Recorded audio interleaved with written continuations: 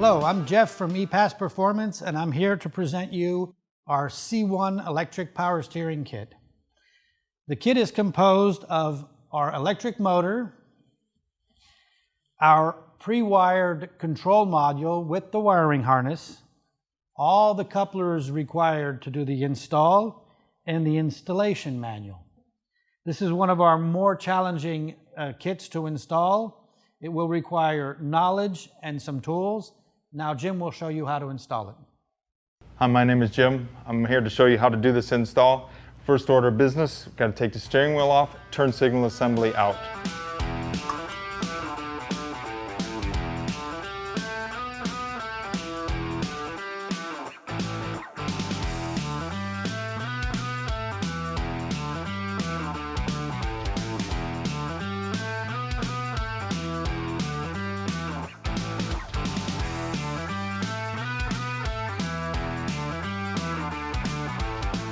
Next, we'll need to remove the steering column strap underneath the steering column.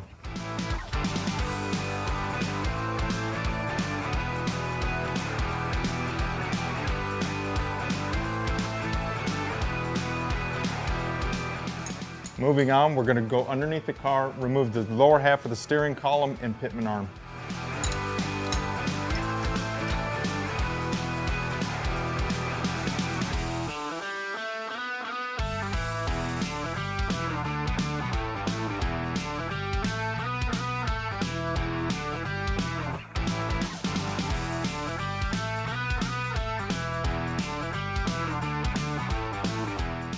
Just going to remove the last bolt here, let the steering column lie, then we're going to move to the top side of the car to remove the column.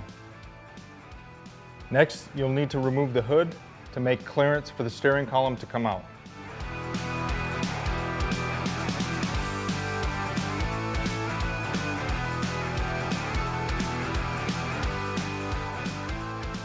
With the steering column removed out of the car, you'll need to make your first cut from this flange, 23¼ inches up the shaft, cut it all the way through, cutting the inside shaft.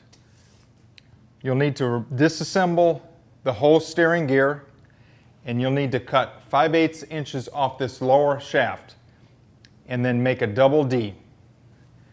Before reassembly of the lower half steering gear, steering shaft, a 3/8 hole needs to be drilled 1 inch in from the cut end. After assembling the lower half steering gear, we will need to assemble the electric motor with the steering column adapter and a spline adapter to double D. And then we'll have to do the upper half to accommodate the upper half shaft, which gets put in the vehicle later.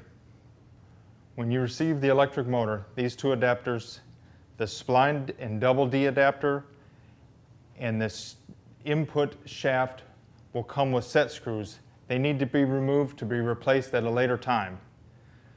First order of assembly, the lower double D spline shaft will need to be placed on and tightened. Next is the steering column adapter.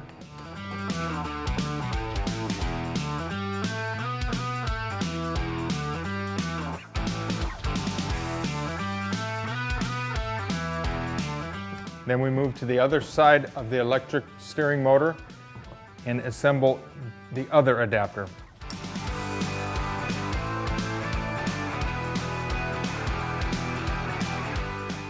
We're getting ready to reassemble the lower half steering gear.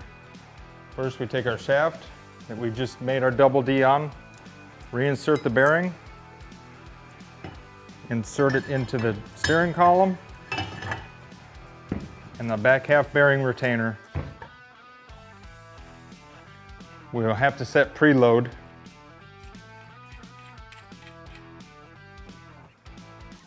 Next, we'll need to install the sector shaft.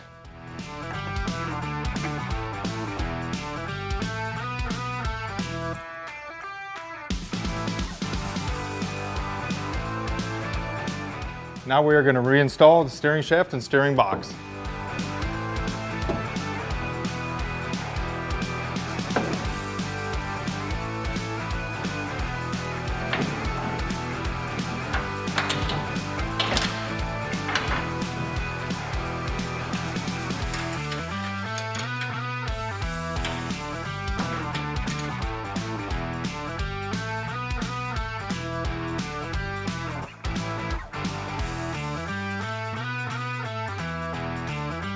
Things are about to get real easy. We're getting ready to install the EPAS electric steering motor into the lower half steering column.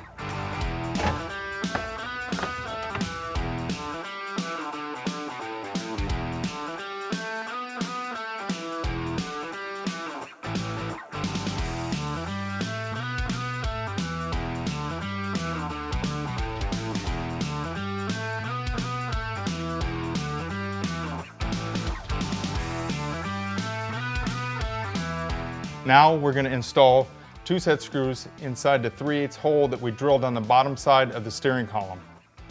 I've reinstalled the turn signal assembly, left it loose. We're going to put the upper half of the steering column into the electric motor adapter.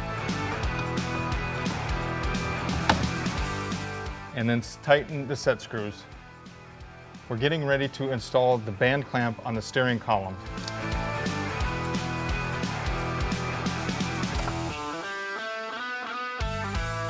Now we are going to install the upper steering shaft into the steering column.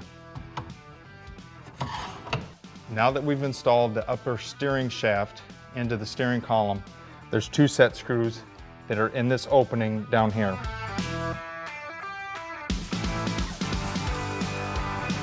Before tightening completely, a measurement needs to be taken from the face here to the end of the splines, and that is 1.5 inches.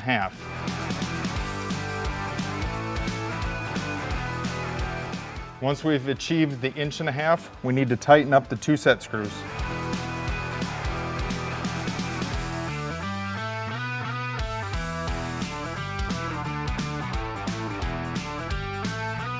Now that the turn signal assembly has been reinstalled on the top of the steering column, we need to mount the steering wheel and then move on to the pre-wired wiring harness.